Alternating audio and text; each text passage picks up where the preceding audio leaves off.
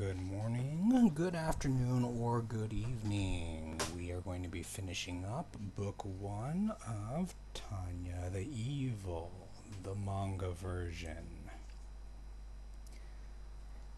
Each chapter was a lot longer than I thought, so it took longer to write up these scripts.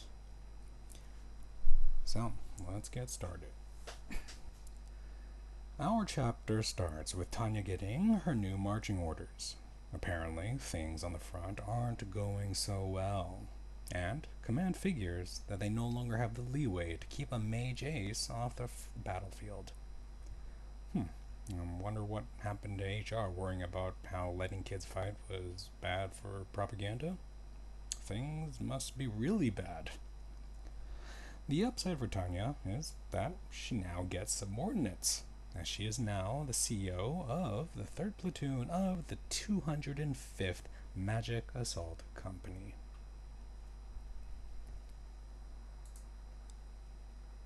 So, a quick review of what's been going on since Tanya's been a guinea pig for Dr. Shugo. The Regadonian Union's advance into the Empire's northern territories has been reversed, and the Imperial Army is taking advantage of the weakened Regadonia to increase their buffer zone. The counterattack was so successful that the Empire took more land than they had expected. So now they're getting stretched a little bit thinner.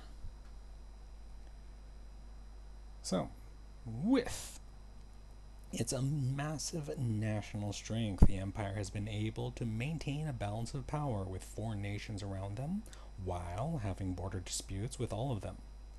According to the Empire, a show of weakness on one front would invite the other nations to close the noose around their neck. So they cannot afford to show any weakness. Sure is sunshine, though. The Republic of Francois, not the French Republic, of course, was first to take action, or forced to take action more likely. The Republic of Francois war planners knew that cracking the Empire's internal defense network was impossible by one nation. So, the moment they saw Imperial forces deploying to the north, they believed blindsiding the Empire's western flank was the best way to secure a non-aggression agreement. I'm not really sure if I read that right, so they want a non-aggression agreement, so to get it, they launch a surprise attack? Maybe this is some 5D chess move that just slides off my smooth brain, but yeah, I don't know how that's going to work.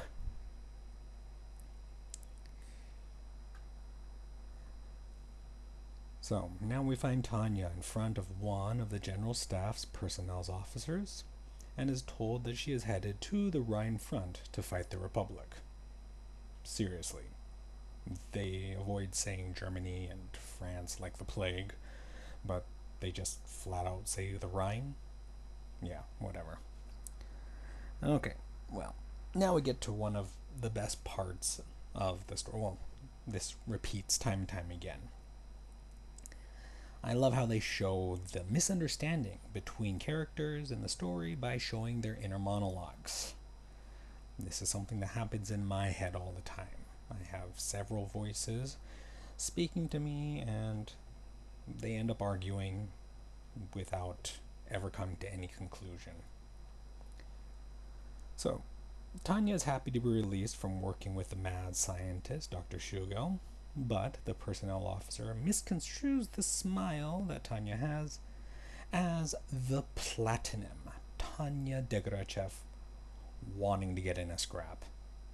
Tanya, on the other hand, sees going to fight on the front as a good enough trade, so, well, she makes a big show of being a patriot. These panels are super cute if you don't read what she's thinking. Alright, look at her. Skipping like a little girl, pretending to be serious when she crosses, looks like an MP or a guard of some sort. So, what's going on in her head? She sees this as an opportunity to gain some subordinates that she can use to push off some of her duties onto, and to take bullets for her if necessary. Once she shows some achievements over the Rhine, they will pull her back to being an instructor at the capital, and she'll be back on the safe and secure elite track. Now look at this sprawling aerial view of the trenches of the Rhine front. Magnificent. You can see how none of the trenches are straight lines. This is obviously, and this is true. You never want to build or dig your trenches in straight lines, especially when there is air support. Now, we are at the temporary Imperial Command Center, and Tanya is introducing herself to her new commanding officer. They have artillery right outside the front door. Either those are for reinforcements or they are afraid of being attacked. Her company commander is Captain Elon Schwarzkopf, and they exchange pleasantries, and then we get the internal monologues again. Tanya knows that no one can choose their CO, their commanding officer, but she believes she lucked out with Schwarzkopf. But Schwartzy here saw the officer who was promised to him by command. They were supposed to be a veteran who had combat experience in Norden, picked from the instructor battalion, and was a living Silver Wings Assault Badge recipient. Okay, so he had a lot of high hopes, but he is shocked to see that what he gets is a skinny little kid and thinks that this is a joke and maybe hopes that this is just a lie. So, unsure if this was a joke or not, he decides to test her. If her records aren't a pile of propaganda, lies, a good soldier does not always make a good officer. He knew that the new recruits were going to be green. That was why he demanded a veteran officer to lead them. He goes on to tell her the truth of the situation. 3-platoon company that he commands is already down to less than 2 platoons due to combat losses. He directly asks her if she is ready to lead a unit, and we can tell that he is not going to take any BS answer, or, "I'll try my best, sir." He wants confidence and competence, and that is what he gets. Tanya just asks for him to give her orders. And to watch what she can do, the fact that she can barely see over the table and acts like a hardened veteran causes massive cognitive backlash. He tells her that he expects big things out of her. This is a good superior-subordinate relationship between the two. All right? Between two competent officers, this is what we should be seeing. Now we go to the war map and get an idea of how the war is going for the Empire. The Imperial forces on the Western Front have finally reached a point where they can reform and reinforce their units. Even though the Francois surprise attack was, well, surprising, Imperial defenses did hold and did what they were supposed to: bend and buy time. Territory was lost, but that was part of the plan in case of such an attack. It can be said that the internal defense strategy built by the GHQ, or headquarters, was working exactly as planned. Unfortunately, the unplanned part of the strategy was getting attacked on 2 fronts: the North and now the West. Central Command had 80 divisions. That's a lot. As a quick response force to quickly crush any border problems. Those were all committed to the northern border and doing good work of it. But since they were committed, there was nothing they could do to reposition to counter a new threat. And the Francois Republic was a much bigger threat than the Regadonians. That was why Central had to send their elite instructor units to shore up the Rhine front, thus Tanya. They were literally scrounging up anything they had at hand to throw into the fight. Fortunately, Tanya has a secret weapon to be exact. She was given permission to use the top secret Elenium 95 orb to aid in her fight. Also to, gather data for the mad scientist. Look at her, super serious looking face, but far too cute to be taken seriously. Tanya wants to know the supply situation for their front, showing that she is not stupid and knows that wars are won by whoever can best keep their fighting forces fed with food and bullets. Schwarzkopf does not sugarcoat his answer and tells her that with a majority of the logistics fleet up north, they optimistically could hold on for about 2 more weeks. Basically, they were screwed. Side note, you may be saying, but you said earlier in the earlier chapters that they had an excellent rail system for moving troops and supplies. Meh. Yeah, they do. But this is the last mile problem. All right, ask any engineer or anyone that has to fix this exact problem. Getting things to the station is great. That's easy. But then you need trucks, which need fuel, or, horses and carts, and horses need food. So, if you want the TLDR here, they both know that the Imperial domestic defense strategy is on the verge of collapse. Knowing this, thank goodness they don't have idiots higher up the ranks, Western Command has decided to switch from a defense in depth to a mobile defense. So a defense in depth is basically having lots of layers. Each layer is not necessarily strong, but it weakens the enemy or slows down the enemy. All right? This is something that buys time for the defending military. But a mobile defense is, you try to stop the enemy and counterattack. Stop, counterattack, stop, counterattack. You try to do more damage to the enemy. So this requires more forces to be committed to individual points on the line. So it is more active. A defense in depth is more passive because you don't know exactly where the enemy is going to be. Now, Schwarzkopf now tells her the plan is to stop the enemy in place and surround them with the reinforcements that are supposed to be coming from Central. But until then, it's going to be a long, slogging battle waiting for the pieces to fall into place. Tanya agrees that any defense where you have to stay in place and fight is a bad idea, unless, of course, you were fighting from something like the Maginot Line that the French, in our time, built. Right? The Maginot Line, if you do not know, this was the 4-star hotel of defensive lines. Okay, so the French, they learned that trench warfare of the Great War was, that was Motel 6, for those of you in America. And they wanted no more of that. So they built the 4 seasons of barricades. This is, walls, bunkers, turrets, and these were all built to stop the Germans. And many of you will, if you have studied history, know that the French didn't do a very good job of stopping the Germans the second time around.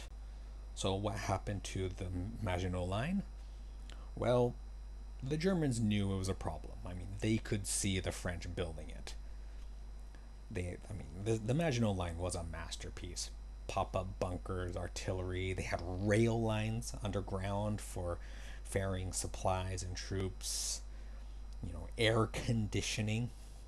This was, as I said, this was the 4-star hotel of battle lines. So what did the Germans do? They went around the Maginot Line. To the north between Germany and France, there is a country called Belgium. and Belgium did not have a very good defense. And that's what the Germans used. They went around the Maginot Line, and I don't know why, but they apparently caught everyone off by surprise.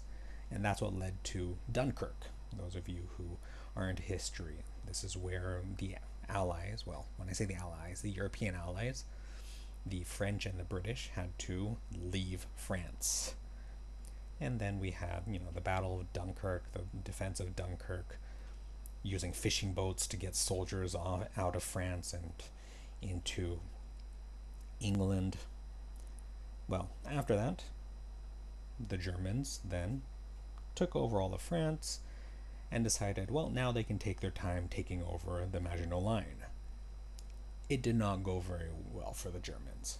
It took a long time just to capture some of the northern parts of the Maginot Line. They lost a lot of soldiers, and this isn't them, attacking from three sides.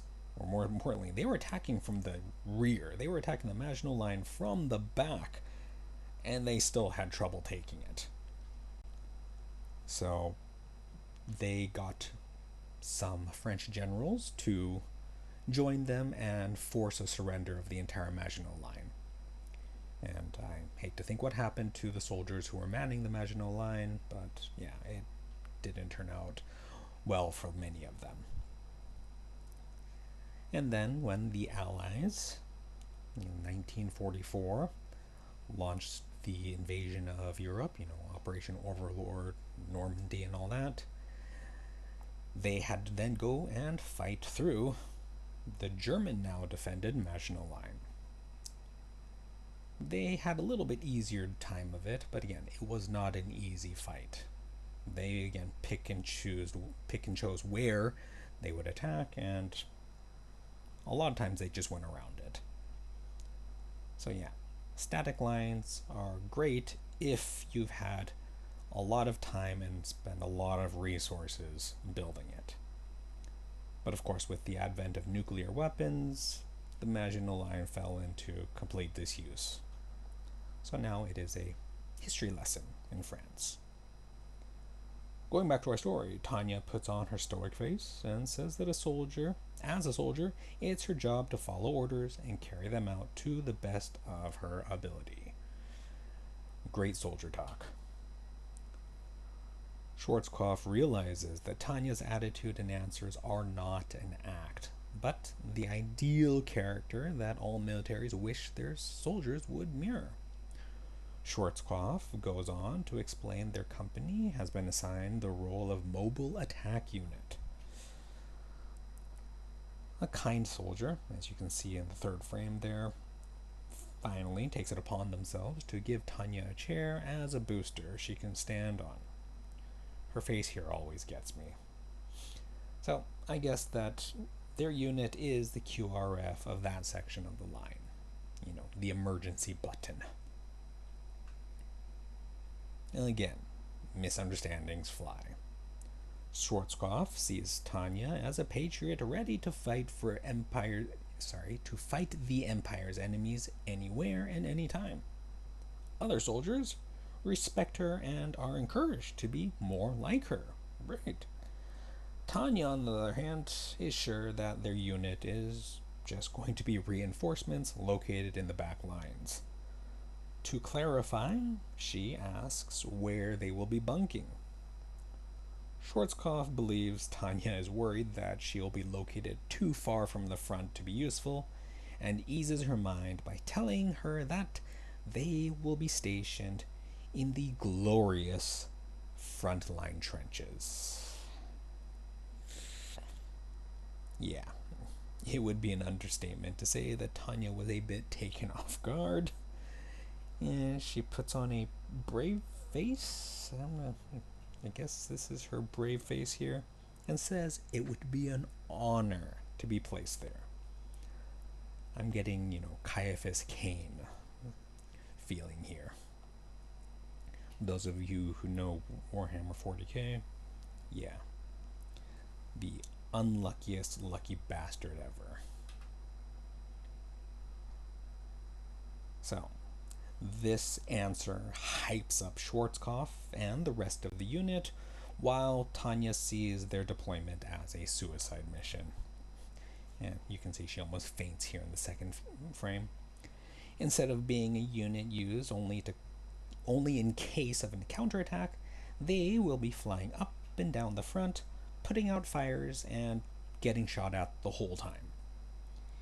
Even the 9 lives of a cat aren't going to be enough to survive this mission.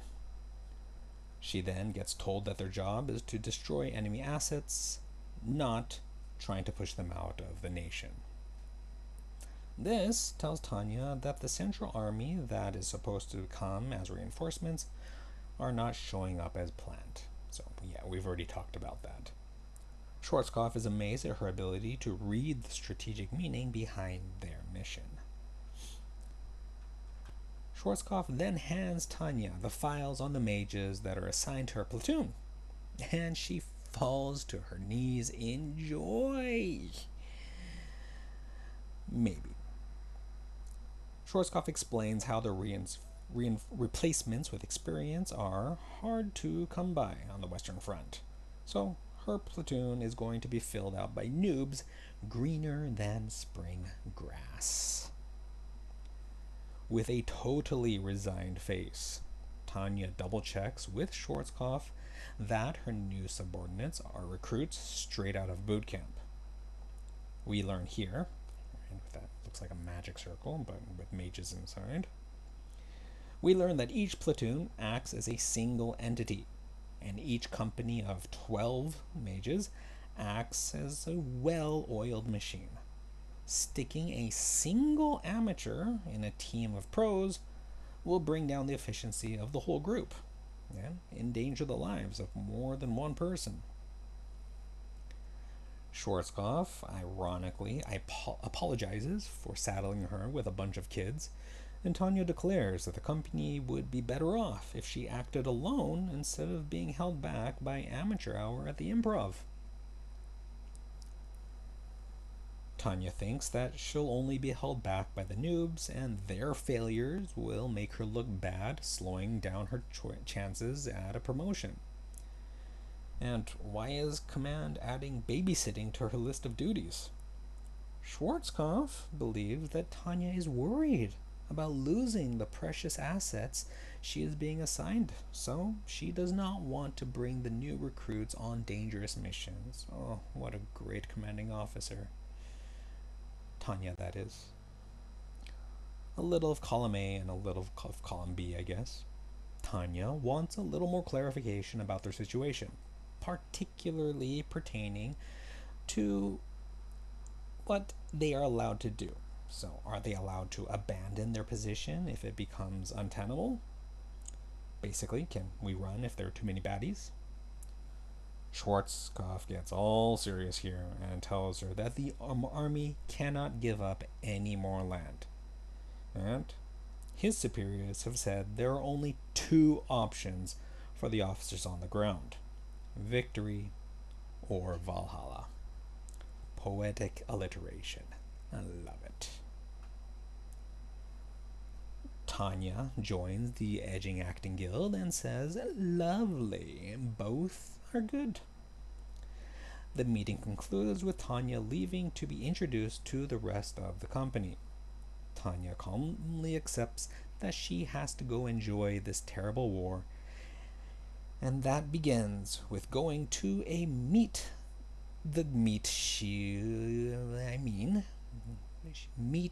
the bright-eyed and bushy-tailed youth that are the future of the Empire. We now swing to our girl Visha in a cafe that's been turned into the rally point for Imperial replacements. She's been waiting there for the last hour, sick with worry.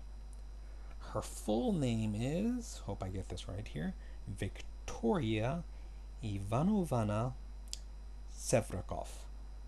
Yeah, it's a strange one. In her anxious state, she is very sensitive to the smells of war that have drifted that far from the front, and her mind wanders back to the soft sheets of the academy she was sleeping in just a few days before.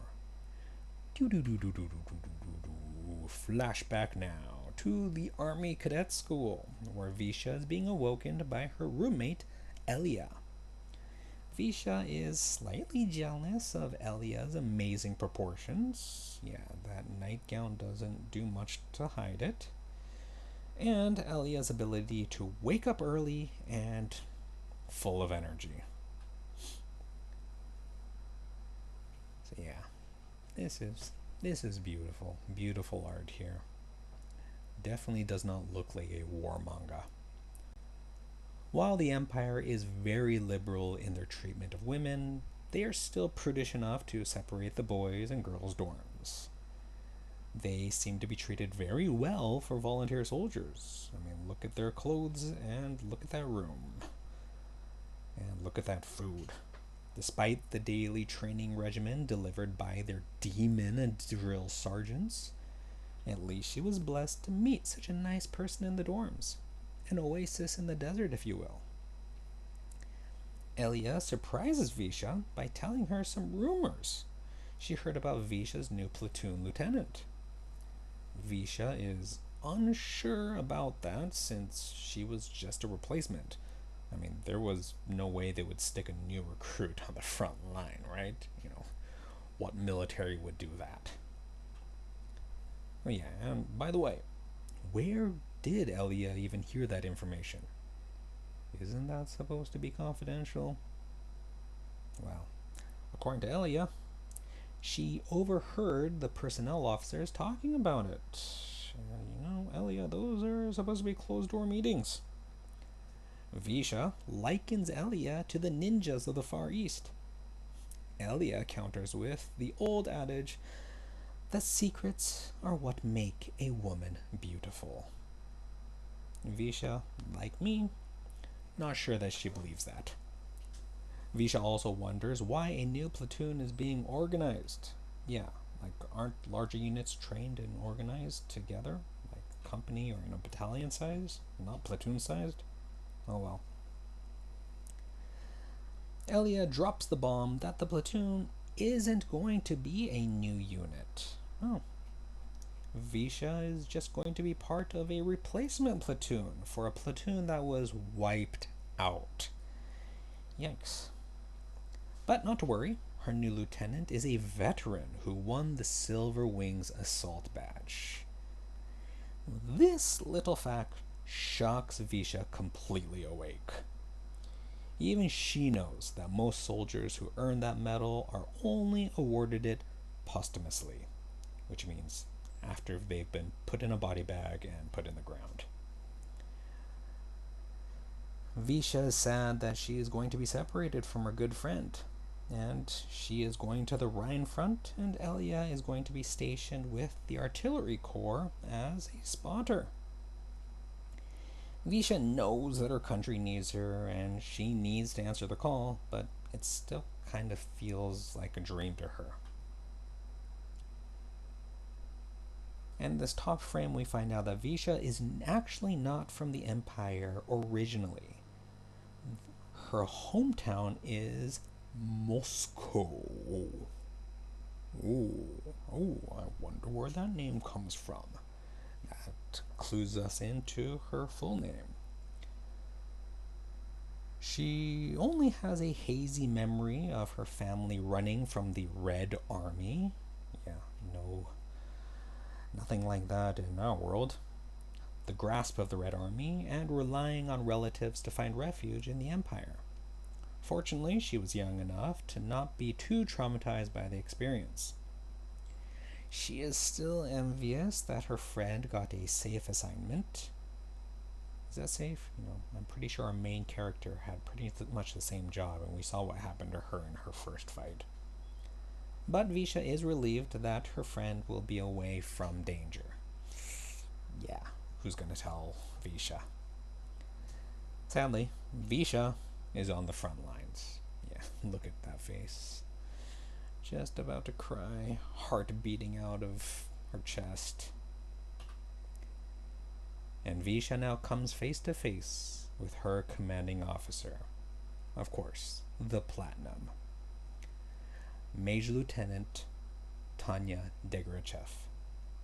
Pleased to meet you, maggots. And that concludes the first book of Yojo Senki. Not the first book, I'm sorry. The light novel is the first book. This is the first book of the manga series, which I have to say, after reading the light novels and watching the anime, the manga are the way to go. So, if you did enjoy this manga recap, show me some love. See y'all later.